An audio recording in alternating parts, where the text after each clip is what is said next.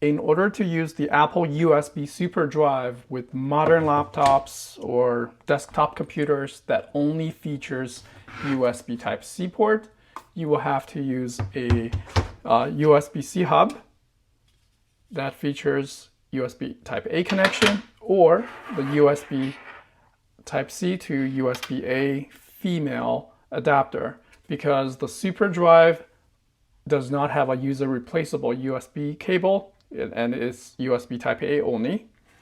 It's machined out of one piece of solid aluminum, has the suction type. It does not have a disc tray. Rubber bottom, so it's non-slippery. With a minimum setup, I just use the USB-C adapter, connect it to my MacBook Pro 16-inch. Now I insert a disc. This is just a simple CD music disc, CD audio. You kind of have to push it up, past more than 30%. Then it will be able to, past more than 70% of the disk size. Then it will be automatically get sucked in.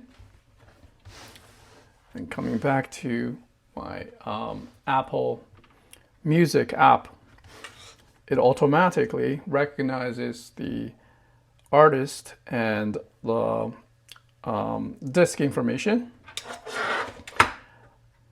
So for the import setting, I set it as the Apple lossless. So import setting, I'm using the Apple lossless encoder. So this may take about 5 minutes to copy all the music into my laptop hard drive.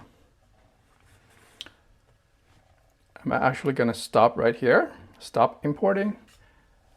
Then I'm going to show you the disk ejection. Press that button because it does not have a physical button to eject the disk. Like that.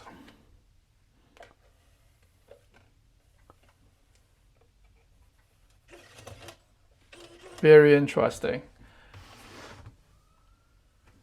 The sidebar will have an ejection software button to eject the disk. It will take a second to read the disk. Okay, now I'm going to copy to the import CD again. It was set to automatically do that every time I insert an audio CD. And it's a fully manual, fully automatic process. Only have to insert the disk and it will finish. After it's finished copying, it will eject the CD automatically. So yeah, it greatly simplifies the process of converting all my physical CDs to digital files in the lossless format.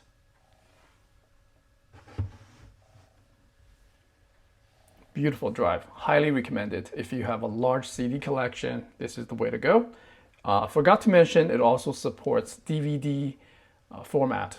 Yeah, DVD, not Blu-ray, because this thing is a few years old.